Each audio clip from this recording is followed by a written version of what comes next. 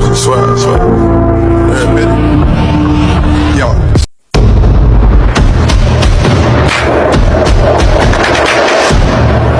Halo semuanya, perkenalkan nama saya Elisa Hasana dengan NPM 2483200094.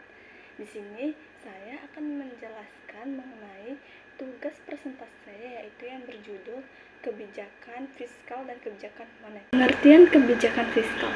Kebijakan fiskal adalah kebijakan ekonomi yang dilakukan oleh pemerintah melalui perubahan penerimaan pajak dan pengeluaran negara untuk mempengaruhi kegiatan ekonomi secara keseluruhan. Tujuan dan instrumen kebijakan fiskal yaitu yang pertama, meningkatkan pertumbuhan ekonomi, yang kedua, mengurangi pengangguran, yang ketiga, mengendalikan inflasi, dan yang keempat, mendistribusi pendapatan. Peran kebijakan fiskal dalam pertumbuhan yaitu mengatur pajak dan belanja pemerintah merupakan kunci peran kebijakan fiskal dalam mendorong pertumbuhan ekonomi. Aktivitas bisnis stimulasi ketika pemerintah meningkatkan belanja publik seperti infrastruktur atau layanan sosial yang dapat meningkatkan permintaan dan menciptakan lapangan kerja.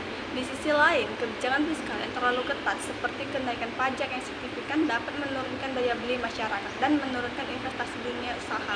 Kebijakan fiskal yang pertama, pajak, meningkatkan atau menurunkan tarif pajak untuk mengendalikan daya beli masyarakat. Yang kedua, belanja pemerintah, meningkatkan investasi pemerintah dalam infrastruktur pendidikan dan kesehatan.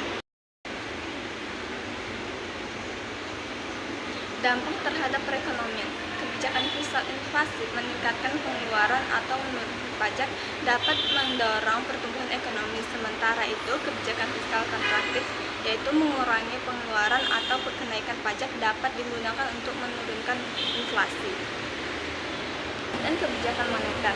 Kebijakan moneter adalah kebijakan yang dilakukan oleh bank sentral untuk mengendalikan jumlah uang yang beredar dan tingkat suku bunga guna menjaga kestabilan ekonomi. Tujuan dan instrumen kebijakan moneter yaitu yang pertama, mengendalikan stabilitas harga, yang kedua, meningkatkan kesempatan kerja, dan yang terakhir, memberikan pendidikan dan pelatihan. Instrumen kebijakan moneter, operasi pasar terbuka atau OTP, yaitu pembelian atau penjualan surat berharga oleh bank sentral. Yang kedua, penetapan suku bunga atau acuan, mempengaruhi bunga pinjaman dan tabungan. Dan yang ketiga atau yang terakhir, cadangan wajib minimum, yaitu menentukan jumlah cadangan yang harus disimpan bank di bank sentral. Terus buat kebijakan fiskal, yang pertama yaitu mendorong sektor real pengaruh langsung dan ke masyarakat. Yang kedua, weakness, yaitu butuh proses politik berisiko meningkatkan utang. Dan yang ketiga yaitu opportunities, yaitu stimulasi saat krisis mendukung bangunan. Yang terakhir yaitu tricksters atau defisit anggaran, ketergantungan pada penerimaan pajak. Yang kedua, analisis SWOT moneter. Yang pertama, cepat dan fleksibel dikendalikan bank sentral.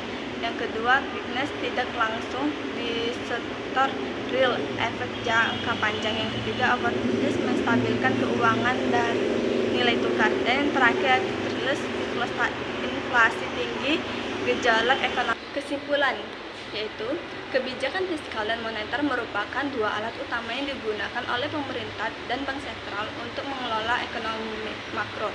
Keduanya memiliki tujuan yang berbeda namun saling melengkapi. Pengguna keduanya kebijakan ini secara tepat dapat membantu menjaga stabilitas ekonomi, mengurangi pengangguran, dan menekan inflasi.